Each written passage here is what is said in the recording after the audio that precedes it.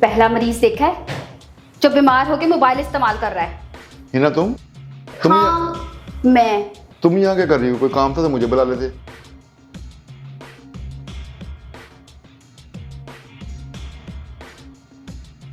क्या बात है, इतने गुस्से में क्यों?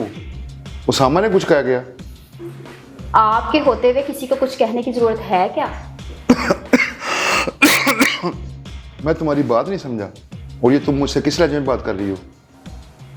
वैसे ही ये बात मुझे 3 माह पहले ही कर लेनी चाहिए थी, जब मेरी नई नई शादी हुई थी।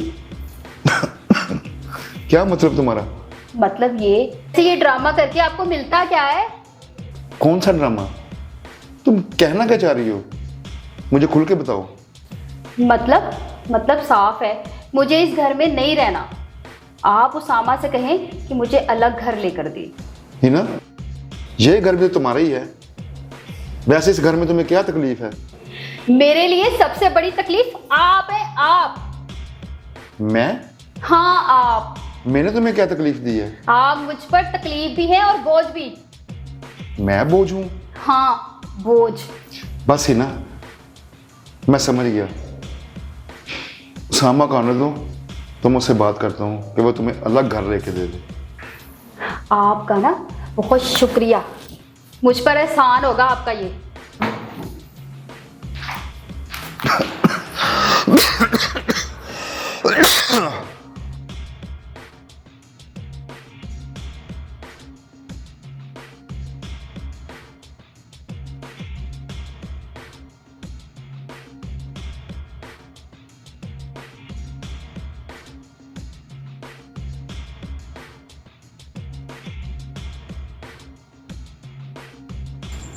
हाँ जी, आज बहुत थक गया हूँ, बहुत काम था, भूख भी बहुत लगी हुई है, जल्दी से खाना लगा दो। हेलो, किन सोचों में गुम हो? मैं तुमसे बात कर रहा हूँ। बहुत भूख लगी है यार, कुछ दे दो खाने को। जिसके पास आप डेली जाके बैठते हैं ना, उसी से खाने को ले लें। क्या मतलब है? कहना क्या चाहती हो? साफ साफ बोलो। मतलब साफ है। सारा दिन आप ऑफिस होते हैं और जब रात को घर आते हैं तो भाई भाई करते रहते हैं। यहाँ पर मुझे किस लिए लेकर आए थे? मैं यहाँ पर किस लिए हूँ? सिर्फ घर के काम करने के लिए? देखो, जैसा तुम समझ रही हो ऐसा बिल्कुल नहीं है। भैया की तबीयत भी ठीक नहीं रहती है, इसलिए मैं थोड़े दिन उनके पास चले जाता हूँ। कौन सी बीमारी? सारा दिन तो उनकी तबीयत ठीक रहती है और जब आप आते हैं तो उनकी तबीयत ख़राब हो जाती है। इसीलिए कह रही हूँ, खाना भी ना उनसे ही ले लें।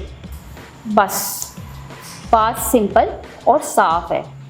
मैंने फैसला कर लिया है, या वो यहाँ रहेंगे या मैं। मुझे अलग घर लेकर दें, मैं यहाँ नहीं रह सकती। अब फैसला आपके हाथ में है। मैं उनको भी कह चुकी हूँ और आपको भी बता चुकी हूँ। अब मुझे कुछ और नहीं सुनना। अरे बात तो सुन लो यार।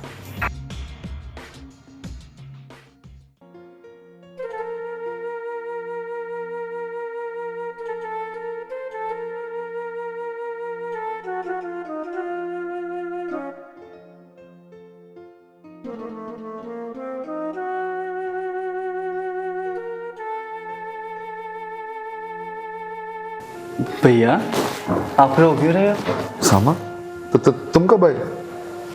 भैया, आपकी आंखों में आंसू पहले तो मैंने कभी नहीं देखे। क्या हुआ है? कुछ नहीं, बस वो अम्मी अब्बू की याद आ रही थी। और हाँ, मैंने तुमसे एक ज़रूरी बात करनी है। जी बोले भैया, क्या बात करनी है? मैं ये सोच रहा था, तुम्हारा ऑफिस यहाँ से दूर पड़ता है। वो जो ऑफिस के पास हमारा पुराना घर है ना, तुम वहाँ पे शिफ्ट हो जाओ। ये आप क्या बोल रहे हैं भाई? मैं आपको छोड़ के कहीं पे भी नहीं जाने वाला। मेरी बात सुनो, मैं तुम्हें कौन सा छोड़ने के लिए कह रहा हूँ, बल्कि मैं तो तुम्हारे फ़ायदे की बात कर रहा हूँ। मुझे पता आप किस फ़ायदे की बात कर रहे हैं। यकीनन आपसे हिना ने की बात की है। नहीं, हिना ने क्या बात करनी है? वैसे सोचा जाए तो वो भी तुम्हारे अच्छे के लिए कह रही है। वैसे भी एक ना एक दिन तो अलग होना ही है। क्योंकि अरसा दराज से ऐसा ही चलता आ रहा है। पता है मुझे भैया, जब टाइम आएगा तब देखी जाएगी। अभी तो मैंने इस बारे में सोचा भी नहीं है कि आपसे अलग रहूं। मेरी बात को समझो, अगर हिना की खुशी इसी में है तो इसमें हरज ही क्या है। भाई मैं खुद ही उससे बात कर लेता हूँ, उसे भी पता नहीं है कि आपके क्या एहसानात हैं हम पे। भाभी के गुजर जाने के बाद आपने दूसरी शादी नहीं की, आपने छोटी को और मुझे अपने बच्चों की तरह पाला। आपने कभी हमें माँ बाप की कमी महसूस नहीं होने दी। आपने छोटी की शादी की, आपने मेरी शादी की। आज आप बीमार हैं तो मैं आपको छोड़ के चला जाऊँ? नहीं भाई, ऐसा कभी नहीं कर सकता मैं। तुम्हें क्यों बात समझ नहीं आ रही? अगर तुमने ऐसा ना किया तो वो तुम्हें छोड़ के चले जाएगी। भाई अगर वो मुझे छोड़ के जाना चाहती है तो खुशी से जाए, लेकिन खुदारा आप मुझे इस बात के लिए फोर्स ना करें कि मैं आपको छोड़ के जाऊं।